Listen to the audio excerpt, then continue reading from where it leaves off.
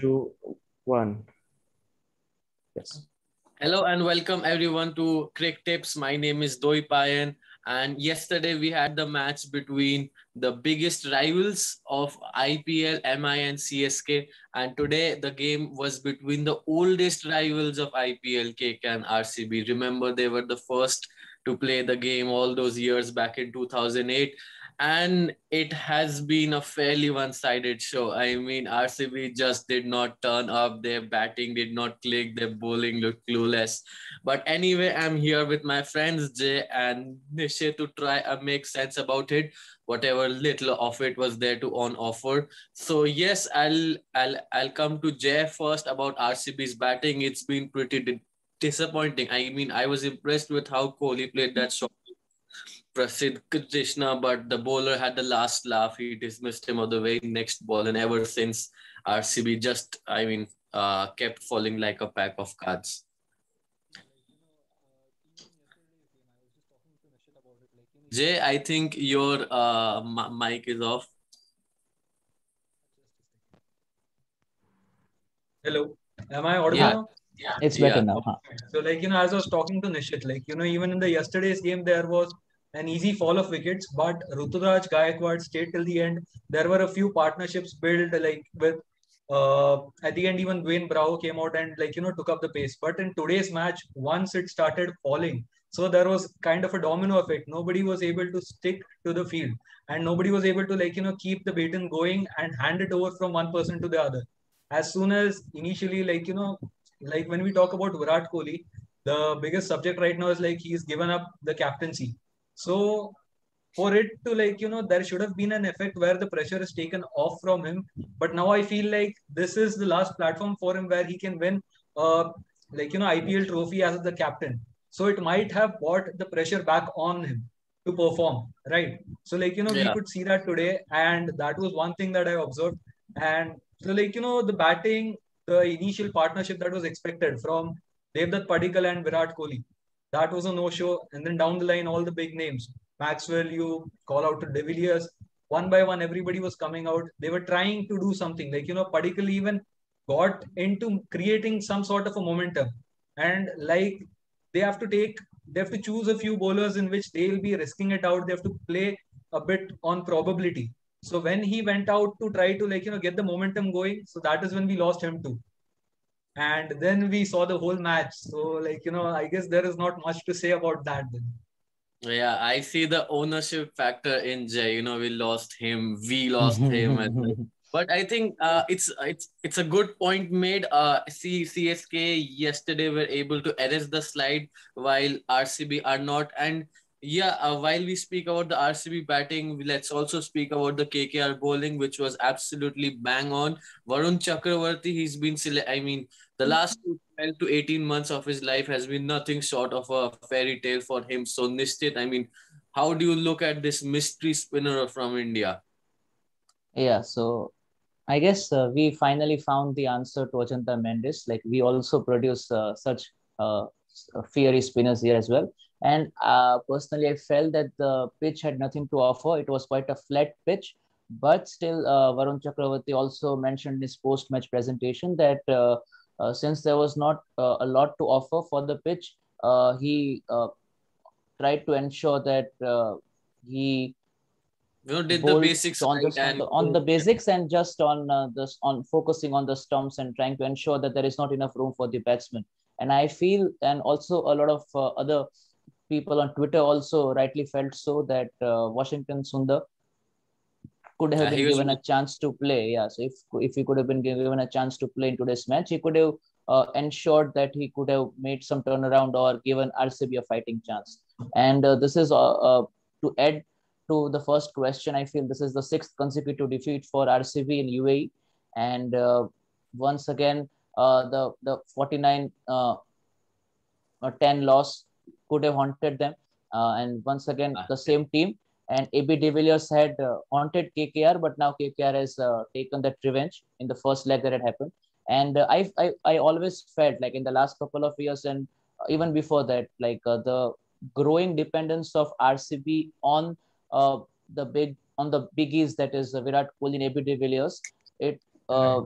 is a very, like, there are two main factors that I feel that RCB always has this issue with: their growing dependence on Virat Kohli and AB de Villiers, and the lack of good death bowling part. So if de Villiers and Kohli plays, Maxwell and the others are there to add that total. They get confidence, but when they fail, then as Jay said, there is a domino effect. So like they need to focus on that.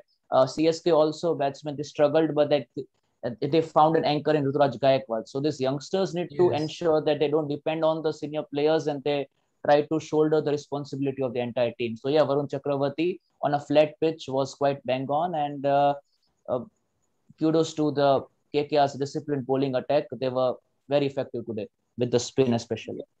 Nishit, I would Absolutely. just like to add on to that. Like RCB has been dependent on the bigger names, but we have seen Devdutt Padikkal has come on. We have seen the kind of partnership he's building on. We have seen the kind of numbers that he has put on. So the dependence is slowly going out, and I guess after this season, now we'll finally be able to see Virat Kohli going back to his batting, the way he'll start getting explosive, and the way his aggression might be coming back. So that can be a factor that we'll be looking out for. And yeah, so I feel, Yes. Jay, that that's very correct. So now that is the right time for Virat Kohli to, pass on the buck to the other players, because Yes, as yes, you yes. said, the dependence factor is slowly is something that the RCB players are looking to work on. So I guess this is the right decision of Kohli to step down and give the responsibilities for the others to shoulder on. But yeah, I mean, for if I am an RCB fan, like I'm trying to see this from an RCB perspective, Right. they came into the second leg being at the top half of the table. They are third position. This match doesn't inspire the confidence that they have it in them to go all the way. If you are someone who need who you need to be viewed as if you are need to be viewed as title contenders, you need to have your bad days also presentable. Yes. RCB, Very true. if, Very true. yes, if they lose the plot, the entire outing goes absolutely horrible. If now RCB even goes on to win the title, people would say ki, yeah, on their bad days they are just too like RCB was blown away. Like even the bowling, about which we'll come back. More about the bowling, I'll say KKR's batting. KKR, Shubman Gill and Venkatesh Iyer came out with huge intent. Venkatesh Iyer's first game, and he was out there reverse sweeping, coming down to the paces, very confident. And Shubman Gill, I guess that was also a notable change in his approach towards the game. I And don't the way see. he was hitting Kylie Jamieson so easily for Yeah, sixes, and 6'8" inch. that reminded me of that World Test Championship final clash. Shubman Gill came Uh, down back, and Jamieson was able to extract more bounce, and that hit him fiercely on the helmet. So good on the part of the youngster to take that on his stride. He was Finally, back. Yes, yeah, Jay, go ahead. KKR batting, when we talk about the batting, they've come out and with a low total and having a number of people backing them up. So the youngsters had, their time, they had their chance, and they shined outright on it. They were taking chances, they were hitting it out hard. And as, we heard their captain saying that Shubman Gill was also trying to get the strike rate up, and he knew that the total is low. And if possible, they can get, if they get the strike rate up, it will be very useful for them later on. So, Shubman Gill had come out with that kind of an intent and he delivered on that. That's true. And I guess Yes, there was some absolutely. inspired changes for KKR and CSK. Like in CSK, Dwayne Bravo going down the order, Andre Russell coming up, and such changes do make a mark. And one interesting statistic, especially for Jay, it was the 200th IPL, Kohli becoming the Yeah, for first Virat player, Kohli. and it was a nightmare. So a big day for So the Virat RCB Kohli, fans in a way. And Yeah, not a after good the match, he man. talked I about it. just want to check, is my For audio clear?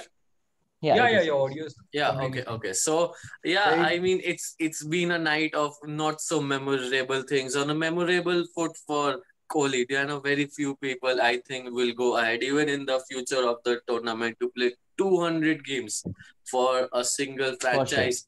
But yeah, maybe RCB will go ahead, go back to the drawing board, get the things right. And for KKR, I mean, now as we move on to our final segment, which is the discussion of the day, I want to speak about the big ticket guy from Caribbean, from Jamaica, Andre Russell.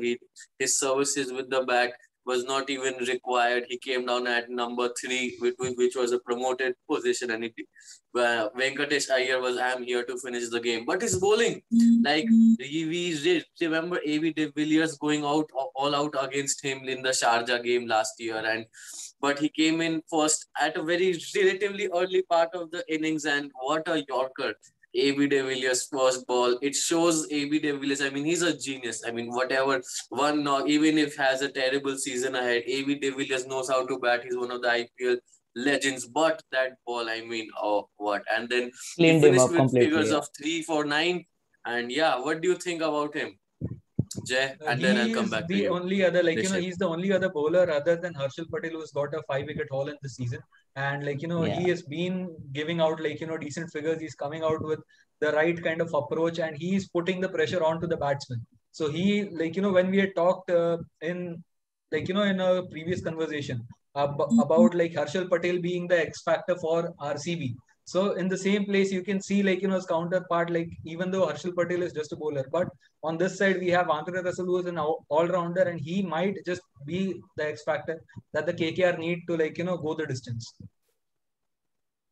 Yeah, Jay, I mean, sorry, Nishit, I want to say that Russell with the bat and ball hasn't really arrived to the party in the last 2 years for KKR, and that's also probably contributed to why KKR haven't been that good in since 2019. But I feel just his mere presence and daunting, and who knows it better than RCB? If he goes on and has a good time with the bat and ball in the next 20 to 25 days, I see KKR going deep into their campaign. Yeah, so I feel that Russell has the same presence and the same effect on the KKR team as Dhoni has on CSK.